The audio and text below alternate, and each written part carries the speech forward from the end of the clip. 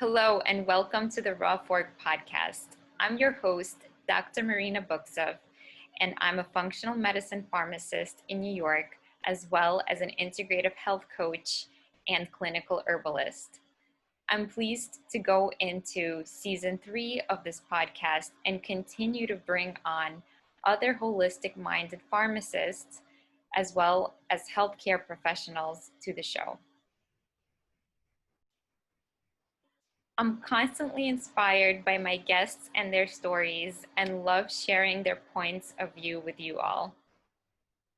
Hi, and welcome to another episode of the Raw Fork podcast. I have with me today Dr. Nicole Grams. She's a functional medicine pharmacist and a life coach. Welcome. Hi, thanks. Yeah, you're welcome. I'm glad you're here. I'm glad to be here. Yeah, just in your own words, why don't you tell us how you kind of got started on this journey? How did you combine pharmacy and life coaching? Maybe just start with where you grew up and which one you got interested in first. Sure. So I grew up in central Wisconsin in a small town. I grew up in a family of nurses. My mom's a nurse, my grandma's a nurse. I have cousins who are nurses now. I always kind of had an interest in the medical field, but didn't want to clean up after people and decided that pharmacy was the way for me to go. So many people say that. Yeah. It seemed like the best of both worlds, but I had decided, yeah, I had decided basically in high school that I wanted to be a pharmacist and like single-mindedly focused in and went right through onto through my pre-pharmacy and then onto pharmacy school and graduated pretty early and started my career as a retail pharmacist. So I had always kind of had an interest in life coaching. Like anytime I kind of heard it, there was a little spark there, but I had this belief that because I had chosen to be a pharmacist, that was not possible. Mm-hmm. But yeah, so fast forward to my pharmacy career, I was content with how everything was, but I was also living for my vacations. And like, I was going to work, coming home, everything was fine, but nothing was super fulfilling. Okay. And I kind of needed something a little bit more. So I started learning about food and wanted to learn about what all those buzzwords were of organic and GMO and, gluten-free, and find out what that all meant, because there was a lot of talk about it, but I didn't really know much. They didn't really teach us that in pharmacy school. So I started at the library, like I do with a lot of things. Oh, wow. I started learning about food, and that kind of spiraled into the environment. And I had always resonated with that sort of thing too, because the health of the planet is the health of the people, and health of the food is also, it's all connected. But so I kind of pursued that on my own and started really getting into making changes in my own life to reduce plastic and, help with that sort of thing. I joined Facebook groups. I actually started adminning a plastic-free support group on Facebook that has members worldwide, and it's really inspiring to see some of the stuff that people are doing. But that's plastic-free support on Facebook. And I kind of just went on with that for a little while and kind of believed that my environmentalist life was always going to be separate from my pharmacy life. And, I was just living this dual reality where in one, I'm handing out little plastic bottles of pills to people all day long. And then in the other, I'm this eco warrior that's trying to reduce all the plastic that I'm bringing into my own life and spread the word for other people to do the same. So yeah, it was sort of learning about that. And then I had a little bit of a job change that didn't work out how I was hoping, but it gave me words for functional medicine. And that was kind of the spark that started the rest of the story, essentially. I kind of just started joining that environmentalist side with the pharmacy side, and like right away signed up for classes through IFM and wanted to really dive deep in, well, I actually signed up to for health coaching first, and then decided that that wasn't going to be deep enough for me. So I signed up for the whole IFM certification, and have now completed all the classes for that. So I'm working on studying and getting certified there. But in the process, I kind of decided that I wanted to open my own business, and that's how I opened Offbeat Health, and hired a business coach, and have kind of been hiding and not really sure what my voice is, but now I'm starting to really embrace it and see where it takes me. I've just been taking the next right step every step of the way.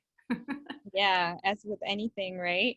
Right. I mean, first of all, for people who can't see me, I'm like snapping my fingers. I commend you for what you've shared so far and the plastic-free Facebook group. I'm probably part of that. If not, I'm definitely going to join.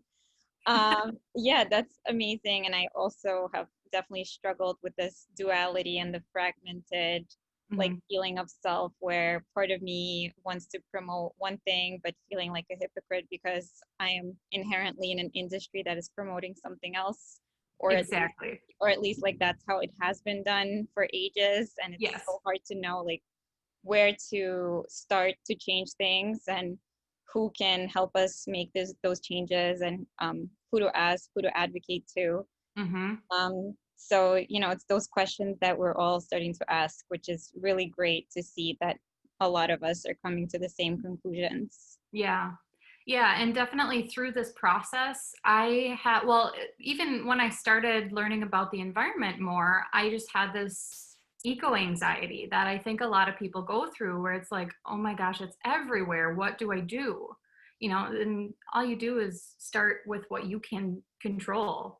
And that sort of was an inspiration for me to kind of look at anxiety differently, because I've always had this sometimes more severe anxiety at certain points in my life, but really working through that has been what has brought me into life coaching, because I know that the transformation I went through when I got a coach was so incredible, and like that is also health.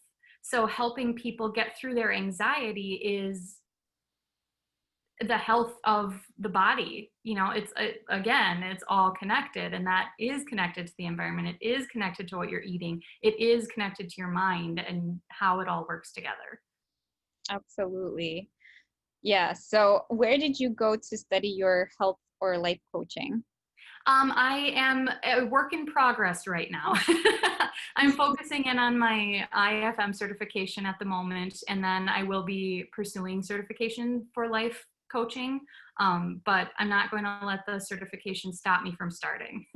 Yeah, absolutely. That's Yeah. exactly what I like to hear. Just starting before you're ready. Yeah. The world is ready, so Hmm. we should be ready to meet it where it needs to go. Right. Yeah, and helping in any way, shape, or form that we are able to help, and just being ready for that next step.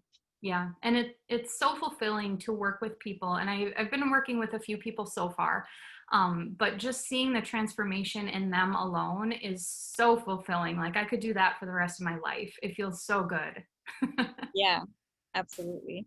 So, with your, growing, blossoming business, what do you think you're going to be focusing on? So, I hear you saying that you are taking independent individual clients on for, I'm assuming, health coaching type of work, or are you combining it with pharmacy consults of some sort? The pharmacy consults are separate right now. That I actually joined Farm to Table to do the functional medicine piece of that, which um, that whole thing has been amazing. And just meeting the people I've met through that, including you, is really cool. And just seeing what everybody's doing is really inspiring. But that was sort of I don't know if I want to do that on my own, and then here we go, ask and you shall receive, right? Like Yeah, yeah. Melody kind of Melody's the owner of Farm to Table, but Melody kind of found me in a group that we were in together, and one thing led to another, and here I am doing that. But my coaching is separate at the moment. It has been health coaching combined with a little, more so life coaching combined with a little bit of health coaching in with the clients that I currently have. But obviously it's functional based Mm-hmm. as well. So functional medicine is all about like getting to the root of the health issue, right? Yeah. So we want to treat the cause and not the symptoms. Right, exactly. So what are you finding as like, I'm assuming you're finding like a lot of common, common root causes across the board, and that's why it's all related to environment and overall, collective health, if you will.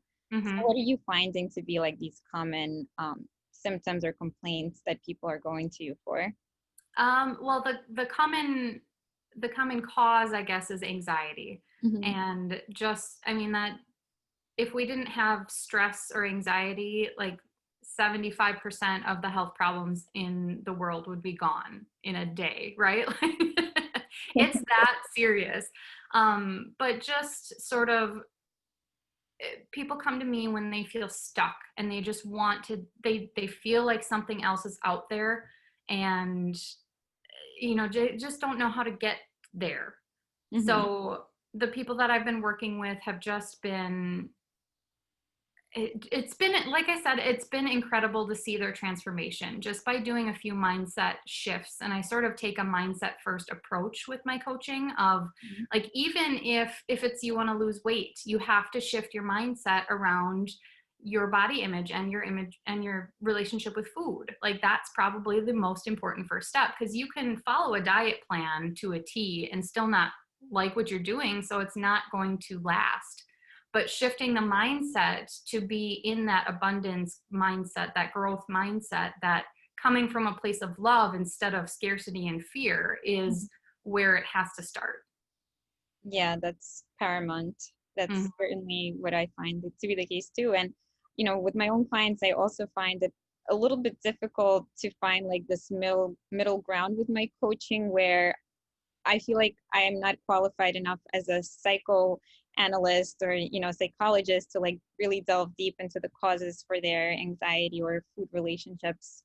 So it's like, how do you walk that fine line, not being a medical doctor, or, certified as a mental health healthcare practitioner, Right. but still having the skills, as a life and health coach to walk people through. That's, it's kind of a tough act, I feel like.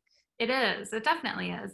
But I always encourage my clients to be in therapy. I'm in therapy myself, and it's helpful to have more than one perspective. Also, when you're working through something, especially something like feeling like discontent with your life, like it's kind of a big thing where on paper it looks like you should be happy. You might have a house, you might have a spouse, you might have a job and career that you worked really hard for, but there's something still missing, and it's really diving into what that is. And we do a lot of inner child work to figure out what part of you isn't being heard and what part of you are you not pursuing. And there are some things with trauma that I am not trained in, and I absolutely know my limits with that. Like I have been through my own traumas and can help people process them, but I'm very clear with like, look, I will help you with how I can, but I would encourage you to get somebody else that has been trained better in this if it's something a little too deep. Yeah, absolutely. And I also love referring to other, both medical doctor practitioners and holistic practitioners.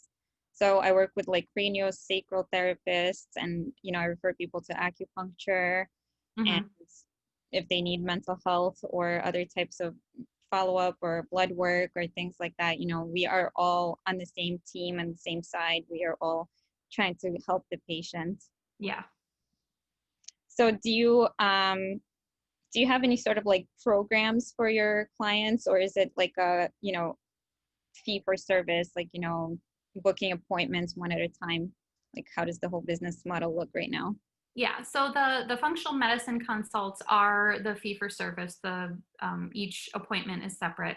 But my coaching right now, I just have one-on-one coaching, and it's a 90-day program available right now. And maybe by the time this is airing, I might have more. But future directions are group coaching, longer terms, just sort of, I mean, ultimately, I have a vision of sort of building a wellness center with different energy healing modalities. I would love to get into that direction and really dive in, because I've had a little bit of Reiki done with me, and I'm just learning about all kinds of things. And I just started learning about human design and those charts, and it's all very exciting for me, and just to see how it can all complement each other and really add to everybody's life and help them figure out what their blocks are and how to rebalance everything. So eventually I'm going to build a wellness center. I'm going to build a whole community. And again, I'm just going to take each next step. Everything that feels right in the moment is where I'm going. Yeah, that's such an awesome philosophy to live by. It's often like so overwhelming to imagine like the road to get to your objective. Like for you, it's building a wellness or health center, right? Yeah. It seems so overwhelming, but then if you break it down into a manageable step-by-step plan, right, it becomes manageable, and you stop having all the anxiety. You just like focus on completing one step at a time. Right. And often like that's what stops people from doing any kind of action. They're just paralyzed because it just seems so impossible when it's so overwhelming sometimes. Yeah. Just like with children, right? A lot of people are freaked out. They don't want to have kids, but your kid doesn't become an adult overnight. So every stage is like one day at a time. You research each stage, you do the best you can with each step, one day at a time. Yeah, exactly.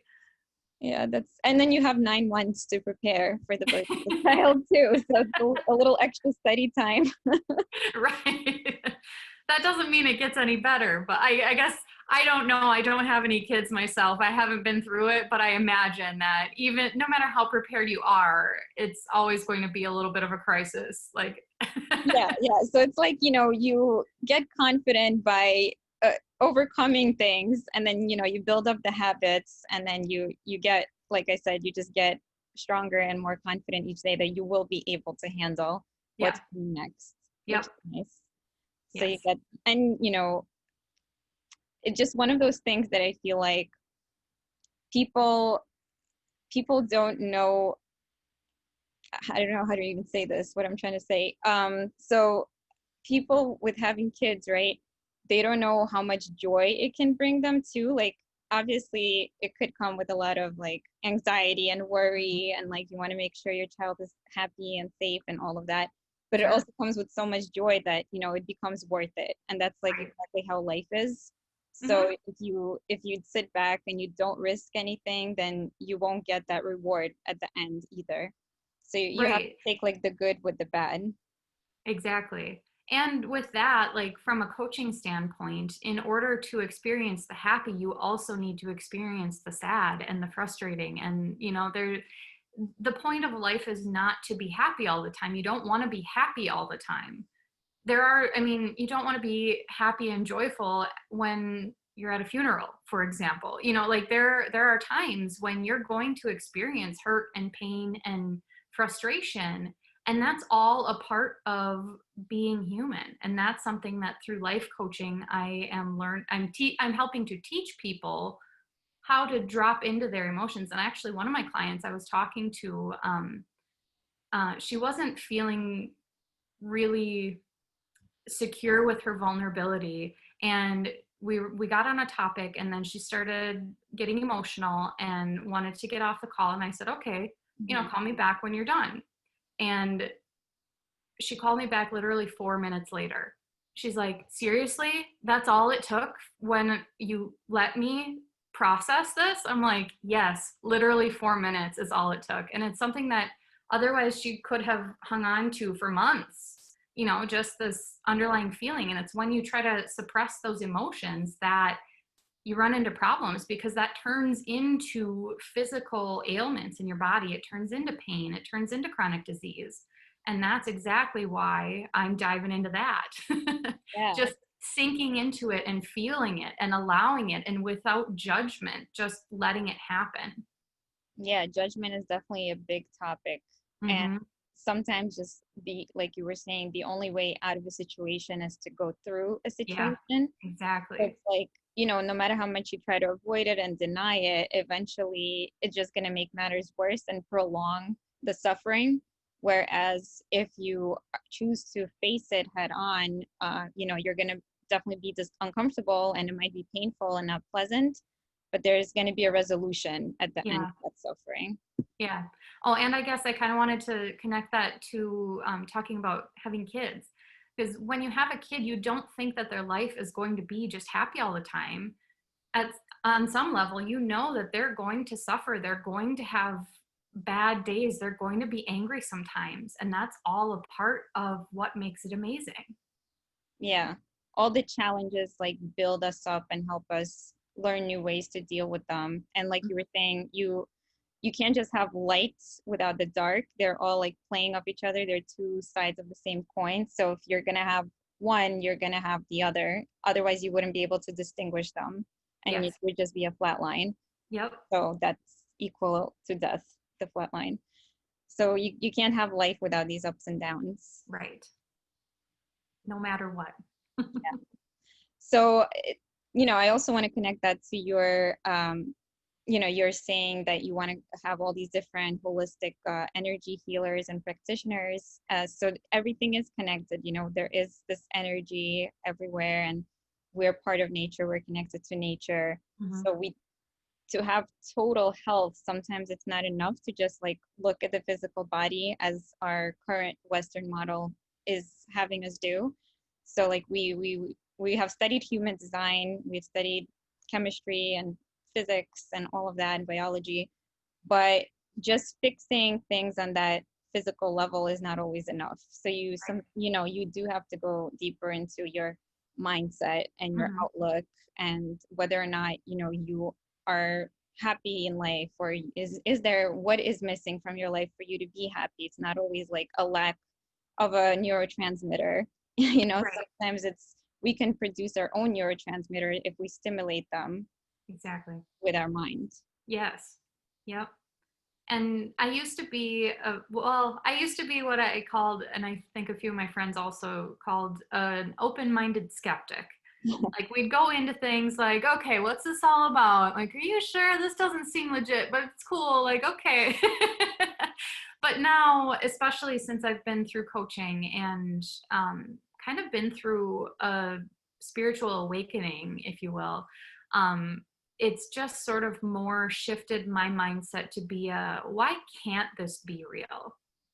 Instead of is this real? It's a why not? It can't hurt anything. Yeah. And, worst case, nothing happens, right? But the placebo effect is a real thing. And if you believe in something hard enough, it will help you live that way. It will change your body physiology. Yeah, so absolutely the placebo effect is real. That's where we measure against it with every single clinical study. And the nocebo effect is real too. That's when you Yeah.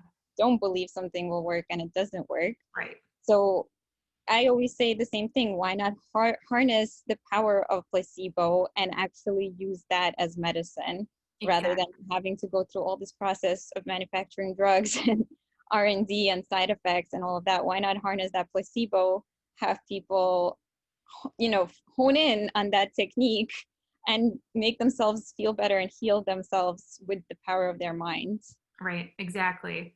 And adding in nutrition and stress reduction as a part of that. Because again, everything's all connected, and one specific change is not going to be enough.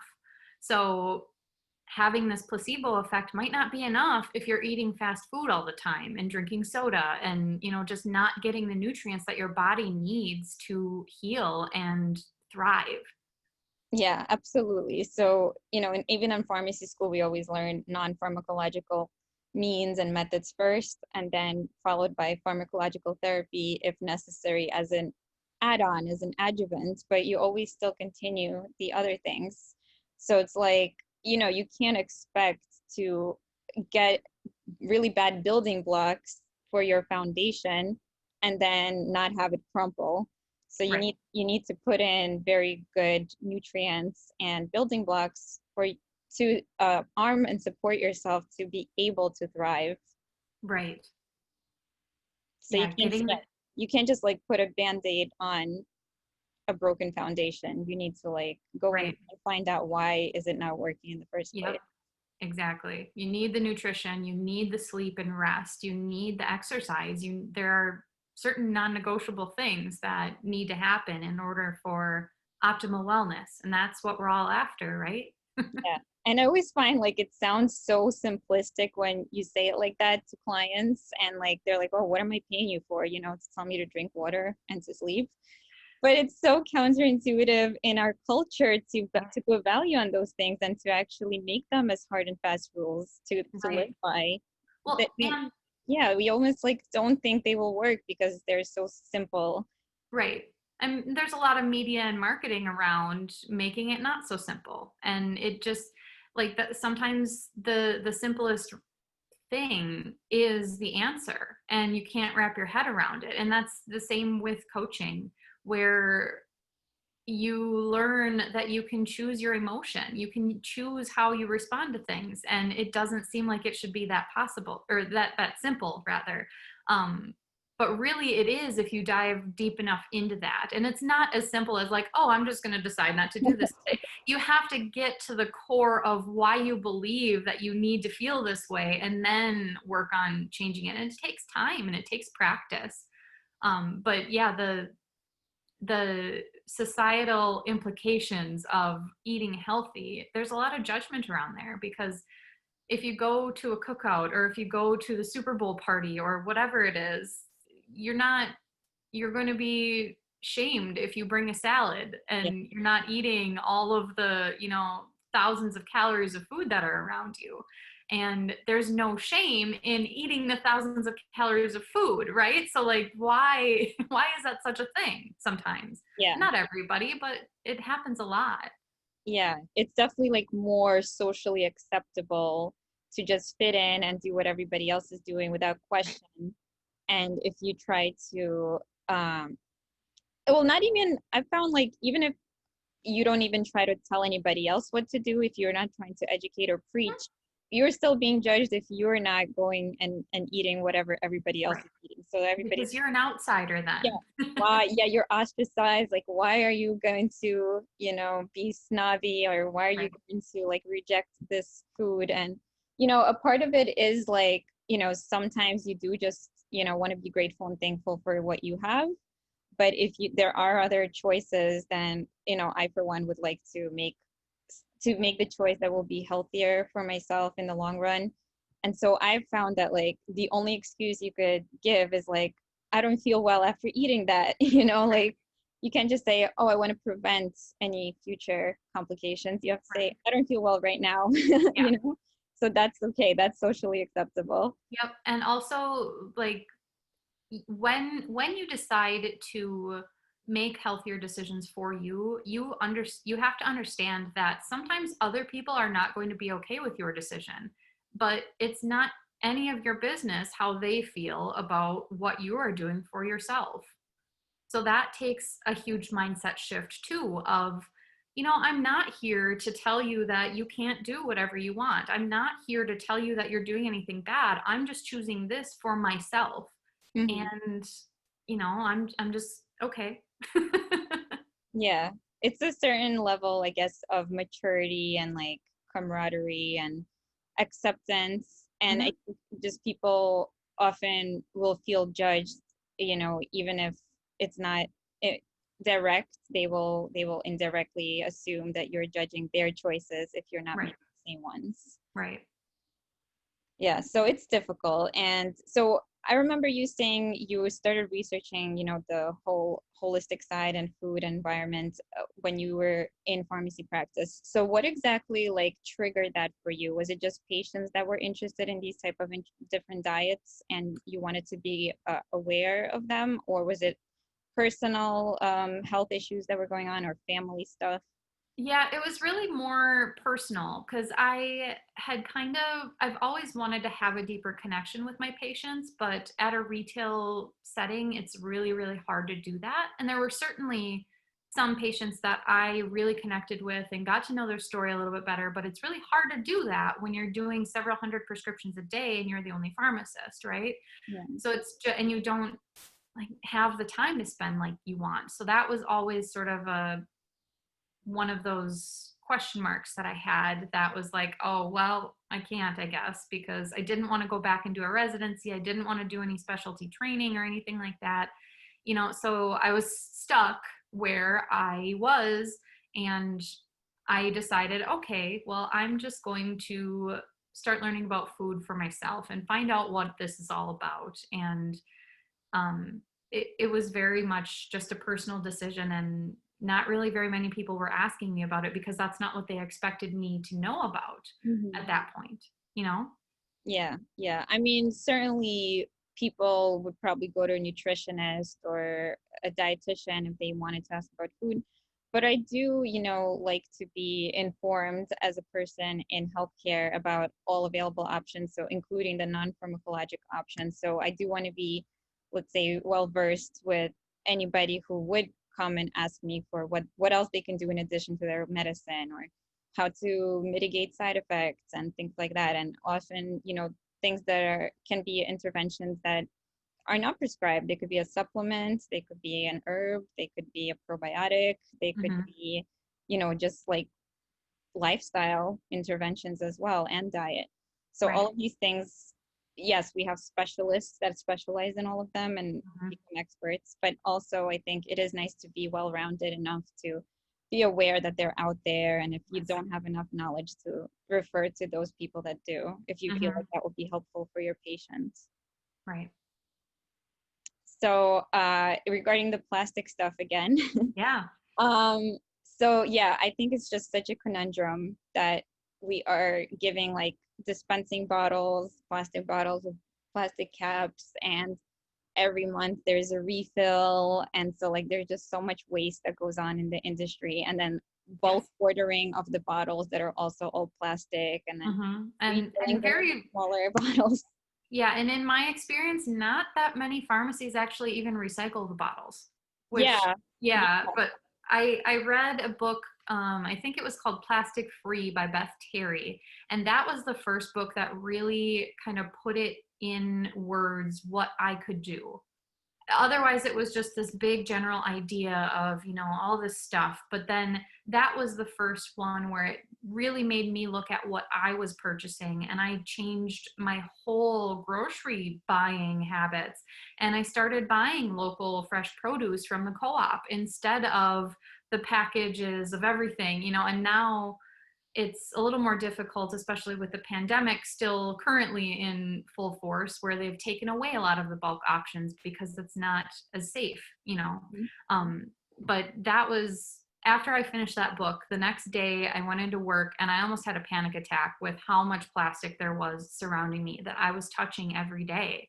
And it really made me think about toxins and the toxic buildup, that a lot of us are exposed to so many toxins that are not naturally occurring things. So I do truly think that a lot of our health problems are stemming from, at least in part, from the toxins that we're exposed to and not having the nutrients to support our own detoxification system and get that out. Absolutely. I totally agree. I think, yeah, a lot of the toxic burden can be, mitigated by herbs and supplements and nutrients and things like that, and to help our liver and other organs of detoxification work. But at the same time, like, I hear you, because why would we, fine, we can come up with solutions to the problem, but how about solving the actual problem and exposing ourselves to less plastic as a whole? Because it, like you said, it's an endocrine disruptor. It affects all of us in one way or another, and that's why we're seeing the scale of all these diseases that we're seeing, all the cancers that are just growing and growing exponentially, all the inflammatory autoimmune diseases, they're all coming from our environment not being healthy. So both both the fact that we're stressed and anxious about the future, but also like physically what is floating around in our rivers, our oceans, our soils are being depleted because of farming practices, all the plastic that's everywhere, that personal care, hygiene products, food products, we're, giving babies little plastic yogurts and like, everything packaged in plastic as well. And giving them plastic toys to chew on. Plastic bottles, plastic toys. It's crazy. It's like, how do we expect to be healthy if like our exposure is so high? Yeah, exactly. It is a conundrum. And so I actually found out there's a company that's going to be, I think the research and development might have been in India, but they're going to have like a plant here that's going to make prescription bottles and like a lot of pharmacy supplies out of corn, essentially.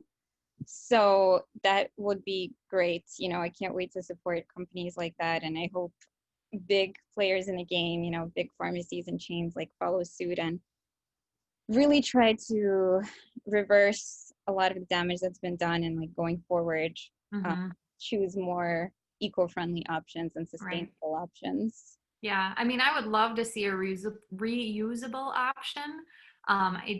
Logistically, it might not be the best thing, but I always push for, it's illegal in Wisconsin at least to reuse plastic prescription vials. Yeah. So it was always like, I'm sorry, I can't even legally under the counter, like, okay, here's your same bottle back, like I wanted to so bad, but it's not something that legal, I mean, who's going to find out? But still, you can't start crossing those legal lines and then still be okay with it. Yeah. But yeah. Yeah. So these things are just like, I could imagine that in hospitals it's even worse because they have such acute care settings and they have to be just like super sterile with everything. And the individual, but at least they have like, small packages, right? So like, we just have so much waste with like big packages, and then we consistently refill it every single month. Right. So it just builds up. So yeah, I can't wait for there to be better solutions, and even better if we can just reduce everybody's both toxic load and burden, as well as the burden of the medications that they now have to take because their body is not working right. Yep, exactly. So I really want people to be healthy without the crutches of medication.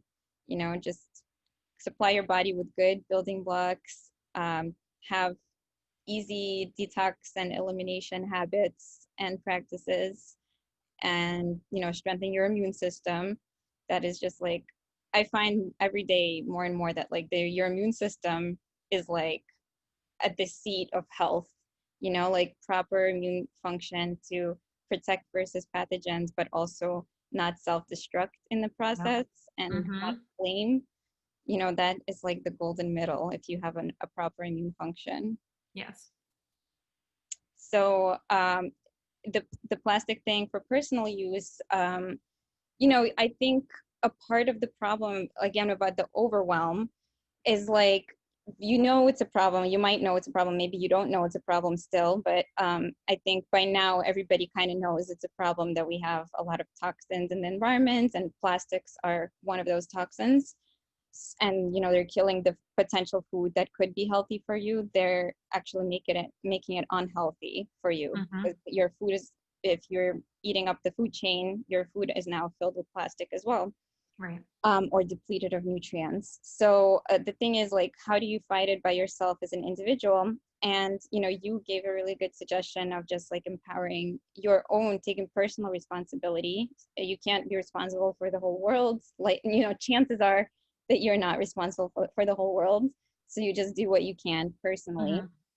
Maybe you are in a position where you are able to change your whole business or influence other people, then use that.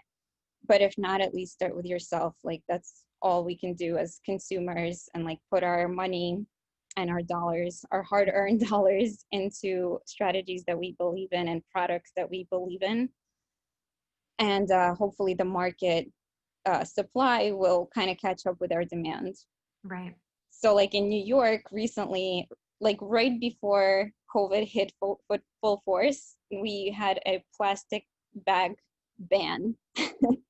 and everybody was like kind of going crazy and saying like, you know, oh, like how can they do this to us? You know, are we a third world country?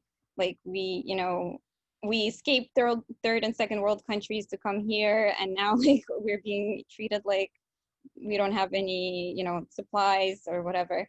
But Yeah, I was like, isn't it funny how plastic has become the like first world thing that we yeah, need in our lives? Like this is literally something that you put something in for a few seconds to a few minutes and then you're done with it and you throw it away.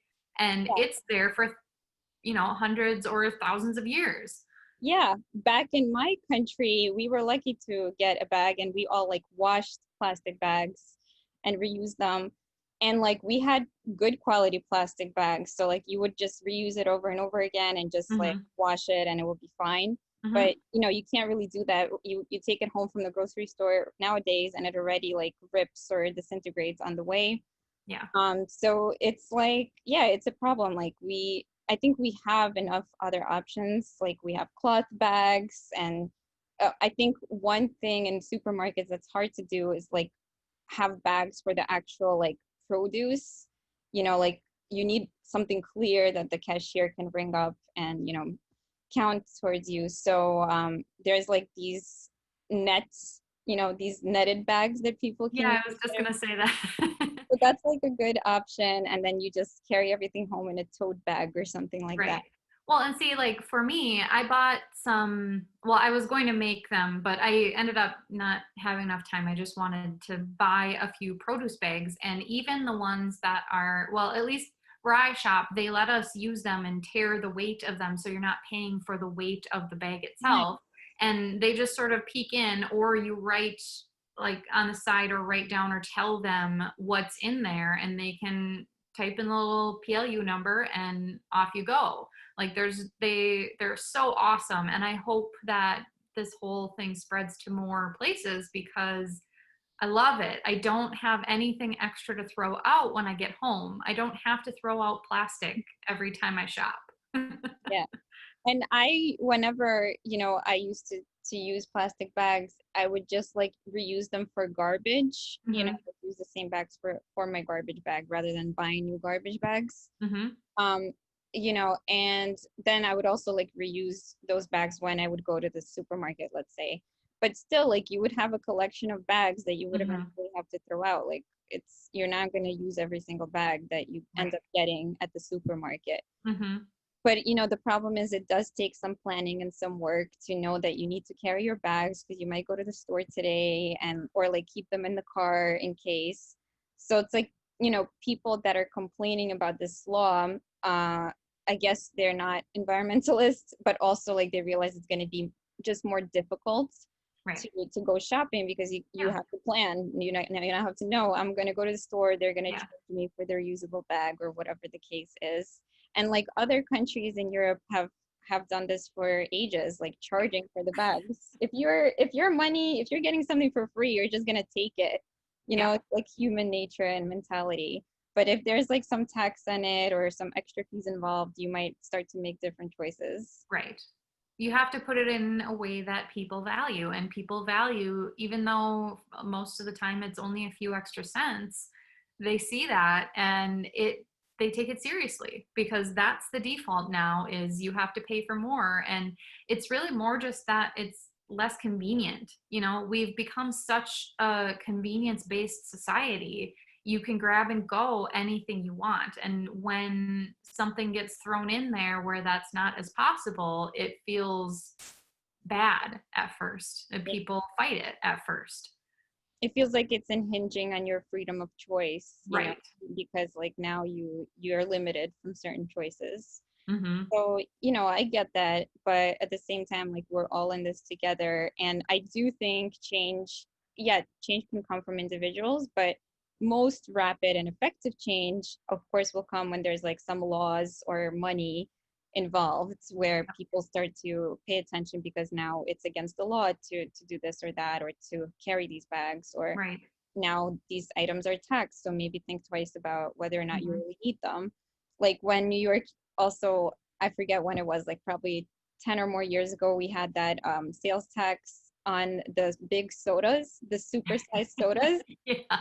So everybody like protested and they were Ah, like, what are you doing? Like, how could you right. tax this and everything like that? But I was, I was all for it because, Right. if change is going to happen and education is going to happen, if somebody else like makes it more difficult for you to go and do something, it's going to just kind of maybe give you other options that are healthier for you, and you'll Right. take them in the long run, hopefully. Right. And it's that nudge. It's just that the little nudge that you need. The extra taxes are not saying you can't do Yeah, this. yeah, You just, this is not the standard. And if you don't want the standard, you have to pay a little bit extra or whatever it is, like just changing that mindset again. it's like, smoking and alcohol. Like smoking used to be so popular and so like just cool, and advertised everywhere. But when we started to notice all the public health effects and negative health effects, and all those like truth campaigns then came out, the anti-marketing, that's when the truth started coming out. Like legitimately the truth started Mhm. coming out, because a lot of people like didn't believe it because the marketing was so good that they were like, how could they sell us a product that is bad? And unfortunately, we don't know everything all at once. And, there's cases and cases and evidence that is presented that finally will convince us otherwise. So it's like making those steps, but ultimately having a whole team group effort and like a public effort where Mhm. everybody's like on board and everybody's trying to do the right thing. Yeah. So I think like that's ultimately where I find that health really intersects with politics and government. I think for change to happen on a large scale, the big players do have to get involved. And I hope that they do. I hope like we have good advisors in the government to help the leaders. The leaders don't have to know everything, they don't have to be the expert in everything, but they need good advisors in every field that will help to guide them Yes. so that they will help the rest of us make really good decisions for collective health. Mm-hmm. Right, because individual health doesn't necessarily have the impact that it feels like it should, especially with toxins, because it takes a long time for those to build up. And most people don't take action until they start seeing symptoms. And then reality hits, and then they care about the toxins and the plastic. And it really takes something personal. Mm-hmm. And unfortunately, money is a more immediately personal thing. So taxing something is going to have more of an immediate impact than threatening these potential health things down the line, So it's just really frustrating. But we're also getting to a point where more and more people are being affected from Mm-hmm. toxins. So hopefully it's not for nothing and somebody notices and starts to make these policy changes that are necessary. Yeah, absolutely. Because right now it's like the people that are noticing it and are able to afford, let's say, going to a functional medicine specialist, or even a life or health coach, this is all out of pocket expenses. So Hmm. typically people that can afford it are able to go and get help and detox and get their individual health maybe back on track, which also takes work and dedication and mindset, and possibly purchasing more things out of pocket, such as supplements and things like that. So that can only be accessible really to a small percentage of population, and the rest of us really are reliant on like this public health and global effort. So I really do think there's a need for that. And Hmm. what else did I want to say? It's eluding me right now. Well, I So guess just to jump in for a second, yeah. especially with swapping things to reusables, ultimately it saves money. It might be a little bit more upfront, like buying produce bags or finding jars. I mean, it's even just saving the jars that instead of throwing them out and washing them and using them again.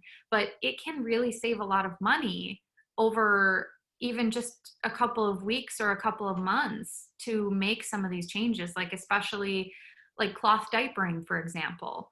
There's they're pretty expensive up front, but you can get a lot of them secondhand that's less, you know, or there's some places that sort of have diaper services where they come and actually swap them out. But if you look at the cost of diapers for an infant until they're potty trained, the cost of the disposables are much more expensive than the cloth reusables. And that was just the first example that I could come up with, but it's a pretty extreme cost savings, like hundreds of dollars, if not more. And I think thousands. right.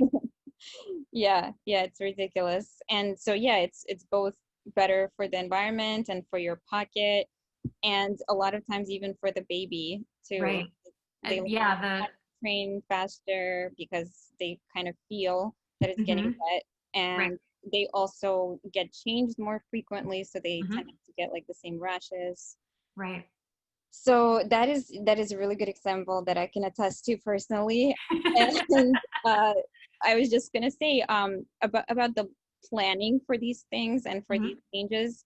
So personally, like I've kind of got the hang of shopping at a supermarket with like reusable materials. But like, how do you go to like take out food? Like, you know, take out it's gonna be in a plastic container, or even like ready-made food at like, you know, like for example, I sometimes shop for like ready-made meals at like my cultural store. Like I'm a Russian background, so it's like they have like these ready-made things, but it's always in plastic. Like right now, it's not going to be accepted for you to come with your own glass jar container, let's say, and because they would have to like tear everything. So maybe a small shop would allow that, but like a big store would not allow that, or like a takeout place. I don't know, maybe some of them would allow that.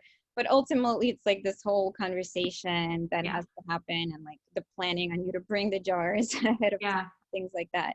I definitely know there's like a bunch of like herb and spice shops that do that like you can bring your own containers and get your fresh herbs and spices, one of which I worked at. And like other supermarkets are starting to pop up that are like specialty ones like that. But again, like we're so used to like ordering things online and Amazon and like calling the takeout place for delivery that like we just are kind of too lazy, frankly, to even think about, oh, like the environment will wait because right now it's more convenient for me to do this. Right. I'm hungry now. I need it now. But yeah, even on that note, if you get, see, here's another encouragement for shopping local and supporting local businesses, because the smaller businesses are much more likely, if you come in and talk to them and say, hey, I really want to reduce my environmental impact. I see that you guys are awesome. I love your food. Can I use my container? And you just put it in, you know, whatever. And people have had a lot of success with that. And even if they say no, you can order food and to dine in, and they'll usually it's not disposable plates that they bring you food on, and then you can just put it in your container. You know, that's not as easy as right. Yeah, but even when I go out to eat at restaurants, I have started bringing my own container in my purse, because usually there's either like a flat one that I bring, or there's a collapsible one that, you know, it doesn't matter what the food looks like. Here, I'm just going to put it in there and off I go. Nobody's ever complained about that, about me taking my leftovers in my own container, you know? So just, again, pre-planning, and it's a little bit less convenient, but if you're serious, it's possible to do those sorts of things. Yeah, that's so awesome. Yeah, I'm gonna definitely start to ask the places that I shop at if they could do that for me, because that stuff has been weighing heavily on my mind. So, and one last thing I wanted to mention about like the global health crises. So like autism, right, has been cropping up and just popping up everywhere. And like there's this whole controversial debate over whether vaccines cause it or not. Right. So, you know, vaccines definitely have toxic ingredients as adjuvants added to it, because they're trying to initiate an inflammatory response. They're trying to alert your immune system to the fact that there's a toxin right here. So like, here, come and get me. So that's like part of the vaccine design. And yes, inherently accumulation of these toxic can be, you know, not that great.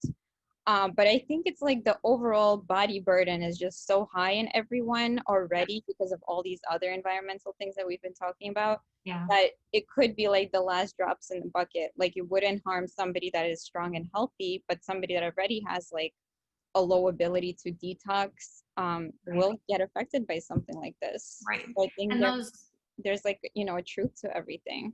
right. And those sorts of things with looking at total body burden, are they able to, again, eat properly? Are they stressed out? Because that impacts your immune system and your detoxification system significantly. If you're not sleeping, if you don't feel connected in your community or have good, healthy relationships with people, all that stress is having a massive impact. So no wonder there is such a spike in mental health crisis and autism and all of this stuff, because it's just layering one thing on top of another. And, you know, I don't think that vaccines are the devil. You know, I think they've helped to save a lot of lives. It's just, you know, yes, there's good and bad, but look at how much good with that sort of thing. And yes, making an educated decision and doing research yourself and finding out what feels right to you is very important, but that's true of everything, you know, and making the right decision for you. Yeah. But, you know, not to kind of put my my opinion out there, but for public health, you know, you can't deny that vaccines have been very helpful for public health, right? So that it does come down to like, do you value the individual over the public, or what is, you know, and that's a very complex question, because obviously if you're the individual, you value yourself or like your kids, and so it's very difficult, but it does in some ways affect a lot of people. It's like more than just the individual.